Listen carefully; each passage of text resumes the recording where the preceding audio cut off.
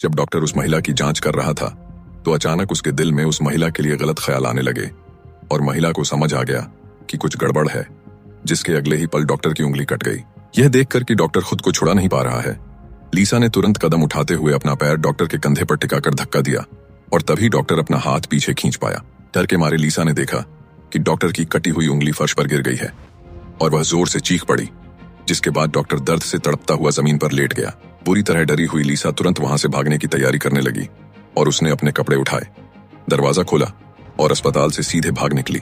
घर लौटने के बाद लीसा ने अपनी इस बीमारी की वजह जानने के लिए इंटरनेट पर खोजना शुरू किया, जहां कुछ लोगों का दावा था कि कुछ महिलाओं के शरीर के अंदर दांत उग आते हैं। यह उन मर्दों के लिए एक सजा होती है जिन्होंने उन्हें धोखा दिया हो, और इस जादू को तोड़ने का इकलौता तरीका यह था कि कोई ऐसा इंसान मिले जो उनसे सच्चा प्यार करता हो।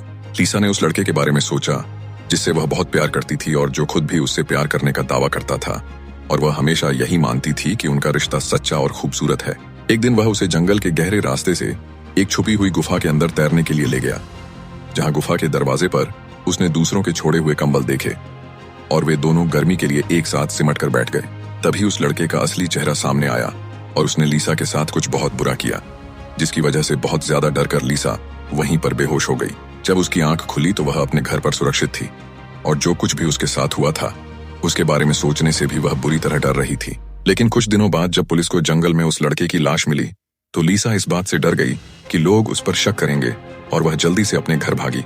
वहां पहुंचते ही उसने अपनी मां को फर्श पर गिरा हुआ पाया और जब तक वे उन्हें अस्पताल ले गए तब तक उसकी मां की मौत हो चुकी थी। लेकिन उसके भाई का बर्ताव अपनी मां की मौत पर बहुत अजीब और ठंडा था, क्योंकि उसके पिता को उसके भाई ने ही जख्मी किया था। उसके पिता ने लीसा को रोते हुए बताया कि उनकी मां का कत्ल भी उसी के भाई ने किया है।